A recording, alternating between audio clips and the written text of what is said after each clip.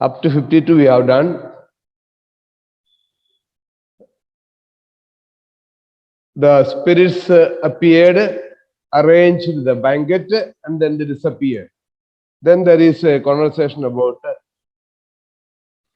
the strange beings like unicorns and phoenix. Afterwards, at the end, King Alonso appreciates the action done by the spirits, the dumb show. And later, Sebastian says there is nothing, no problem in their living since they have left the food for us. Let us eat. That's where we stop. Sebastian, no matter, since they have left their viands behind, viands is eatables, for we have stomachs, that is, we have a very good appetite, we are hungry. Will it please you taste of what is here? He's asking others, the rest of them, will it please you? Will it make you happy? Or are you happy to give a try? Are you happy to taste the food that is left there? Alonso, not I. Not I. No, I don't want to try. Gonzalo, faith, sir, you need not fear.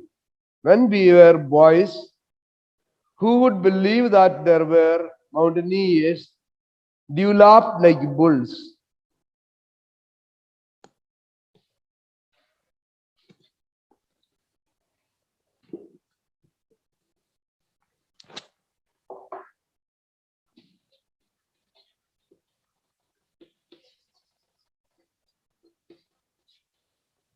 This is an important word, developed.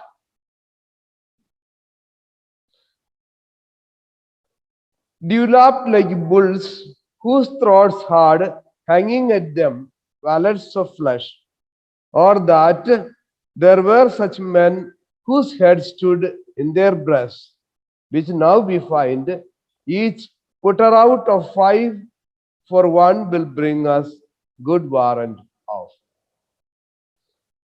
So when Alonso said that, he is not happy, or he does not dare to taste the food that is left there by the spirits. Gonzalo says, faith, sir, that is surely, sir, you need not fear. That is to say, Gonzalo is assuring King Alonso, there is nothing to be feared. Have the courage and eat. Nothing will happen. So he gives us few examples like who would believe that there were mountaineers developed like bulls whose throats had hanging at them wallets of flesh. We have heard stories said by travelers. One of the story was that there were men in some parts of the world who had flesh hanging from their throat. You have seen the bulls, cows not so much, maybe cows also, but bulls, they have something just hanging from their throat, and the cow or the bull is standing just below their throat, after the head, immediately after the head, just below, underside of their throat, there is a flesh hanging. Some of the bulls have got beautiful one, very nicely shaped. So suppose I'm not good at picture. Suppose this is the head, and this part there will be flesh hanging like this, and from at the throat, very beautiful.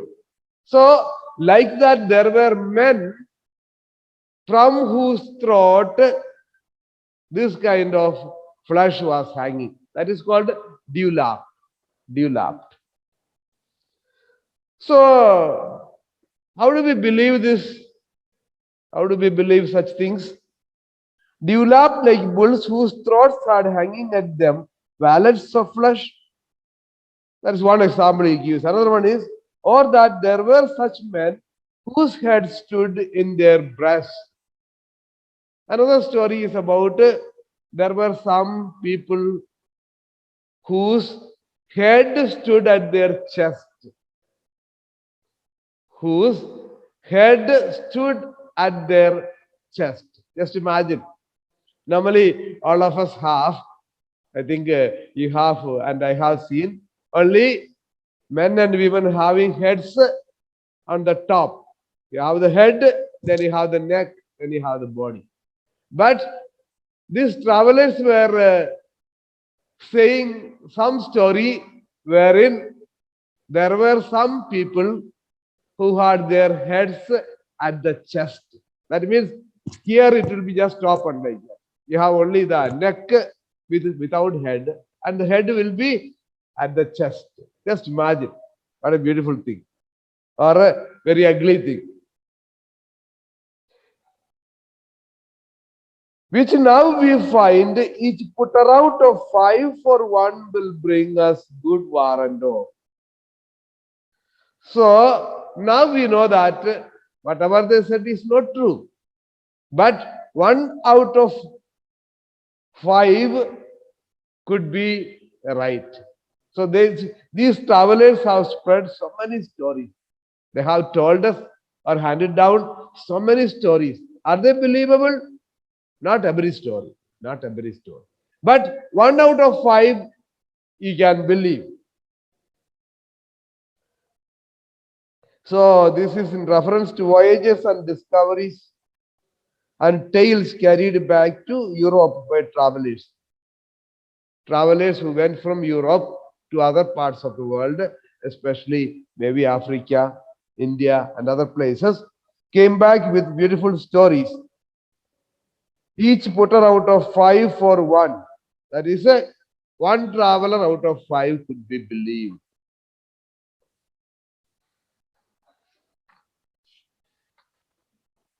Therefore, take courage, my Lord. Don't be afraid to have the meal. Everything may not go wrong. Maybe you have to take a chance. You have to take a chance. If you are lucky, we are saved because everybody is hungry. Alonso, I will stand, next page, page number 90. Alonso, I will stand to and feed, although my last, no matter, since I feel the best is past. Brother, my lord the Duke, stand to and do as we. So, Gonzalo is the counselor, and Alonso has great confidence in Gonzalo. When Gonzalo said that there were stories being spread by the travelers, 1 out of 5 could be right. Similarly, there is a possibility that it may harm us, but there is also a possibility it may not harm us. So let us eat, have the courage. Then Alonso says, I will stand to and feed. That is, I will start eating. I will start eating. Although my last, I shall eat as if it is my last meal. No matter, since I feel the best is past. Doesn't matter. I feel the best part of my life was past.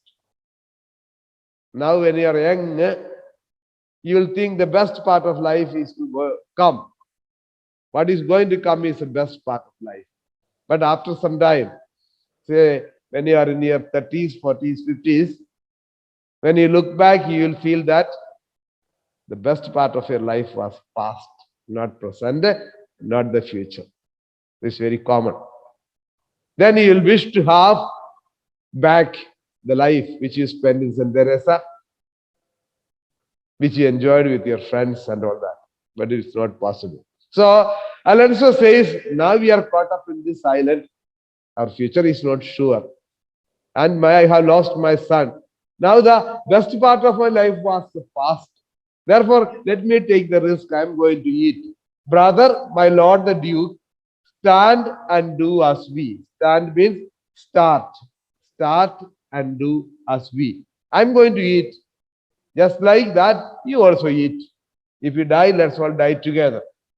It's all right, since the best part of my life was over anyway. Brother Duke, please have some food. That's the meaning. Thunder and lightning enter Ariel like a harpy, claps his wings upon the table, and with a quaint device, the banquet vanishes. Terrific. So they made up their mind. First, they were hesitant, but when they made up their mind to eat, Ariel appears with thunder and lightning in the shape of a harpy. Harpy meaning is given there.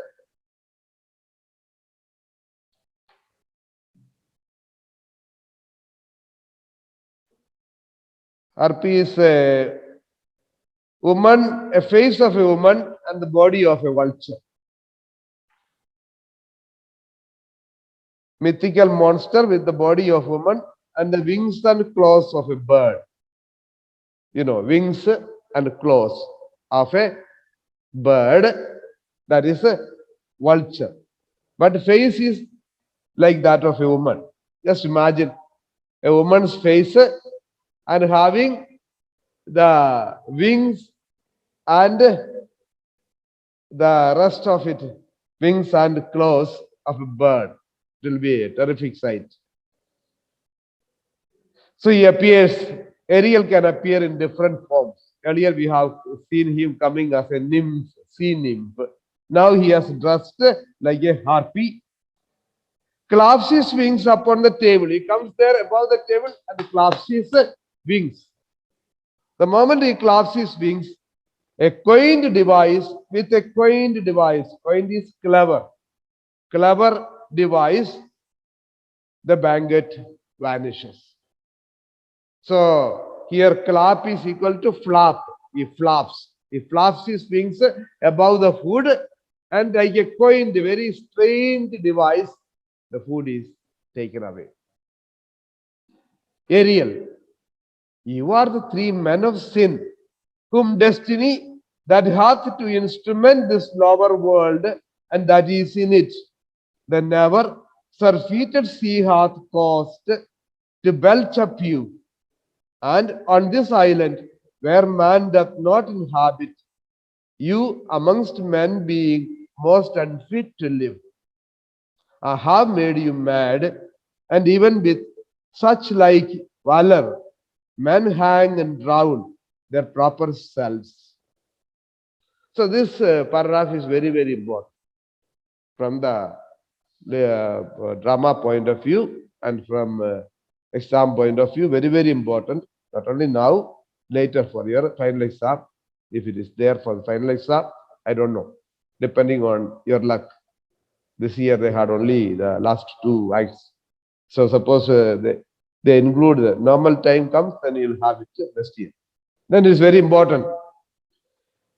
Because Ariel is very clearly conveying to these men that they are men of sin. And Ariel is there to punish them so that they will change themselves. You are three men of sin, whom destiny that hath to instruct this lower world, and that is in it, the never surfeited sea hath caused to belch up you. So, three men of sin you already know. I told you many times. Antonio, Alonso, and Sebastian. They are three men of sin, whom destiny is the fate. Destiny is fate. It's an instrument. Destiny is an instrument of fate. That hath to instrument this lower world and what is in it. Lower world is earth, heaven, earth. The never surfeited sea hath caused to belch up you. Never surfeited means never satisfied sea. That is to say that sea keeps swallowing so many people. There are so many mishaps, accidents taking place in the sea. There are so many storms, hurricanes, and other natural forces destroy ships. So as a result, so many lakhs and crores of people are being swallowed by the sea. And sea even swallows the ship itself, huge ships. So is the sea satisfied? No. Sea is not satisfied at all. They keep on swallowing ships and people, boats, ships, people. So the never surfeited, that is never satisfied sea hath caused to belch up you. Belch up you means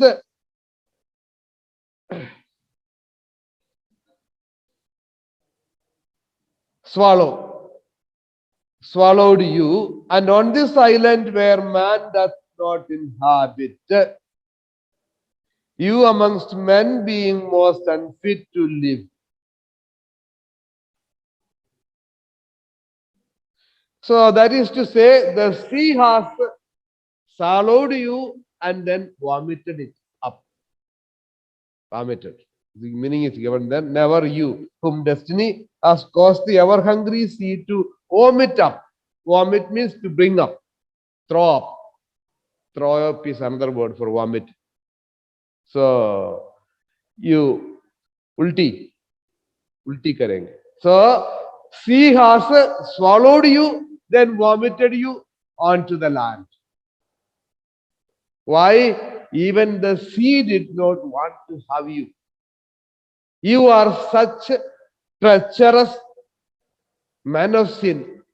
Even the sea could not contain you.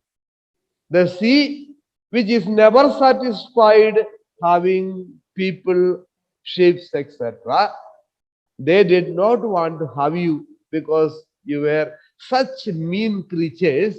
The sea, after swallowing you, that is in reference to the tempest, vomited you out into the land, into a land, into an island where there is nobody can inhabit or where nobody inhabits.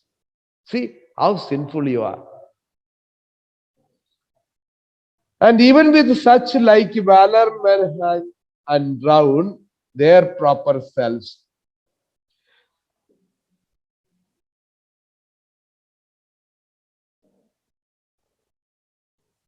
So I have made you mad. Sorry, you amongst men being most unfit to do. That up to here it's clear now. The sea has swallowed. The sea could not contain or sea did not want to have them because they were so mean, so cheap, so sinful. It has vomited them into the land. That's up to there. Now is another idea. That is another point. I have made you mad. I have made you crazy. And even with such like valor, men hang and drown their proper selves. I have put you to so much of trouble.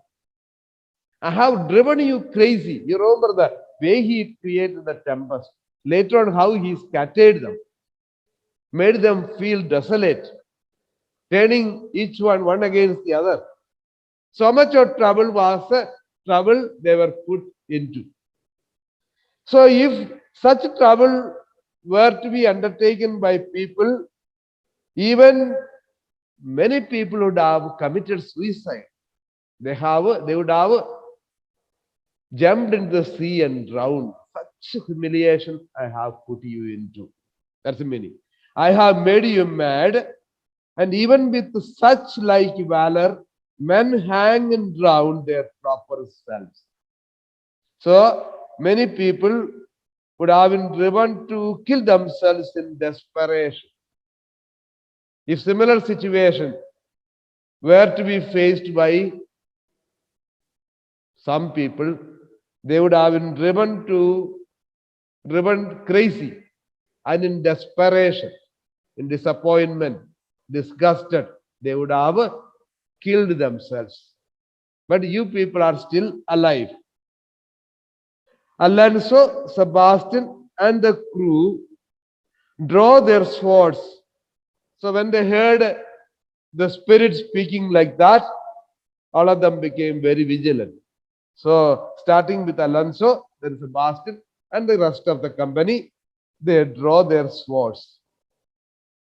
So Ariel continues, you fools, I and my fellows are ministers of fate, the element of whom your swords are tempered may as well wound the loud winds, or with be mocked at staffs, kill the still closing waters, as diminish one dove that is in my plume. My fellow ministers are like invulnerable. If you could hurt, your swords are now too massive for your strength and will not be uplifted. But remember, for that is my business to you, that you three from Milan did supplant good Prospero, exposed unto the sea, which hath requited him and his innocent child, for which foul deed the powers delaying, not forgetting, have incensed the seas and shores, yeah, all the creatures against your peace. Thee of thy son Alonso they have bereft, and do pronounce by me lingering perdition, worse than any uh, any death can be at once, shall step by step attend you at your ways, whose wrath to guard you from, which here in this most desolate isle, else falls upon your heads, is nothing but hard sorrow and a clear life ensuing. So anyway, it is time already. This very important passage, because this is a passage which reveals the plot of the drama and the goal of Prospero and everything. Very, very important conversation. I mean, the conversation of Ariel. I'll explain it in next class. Thank you.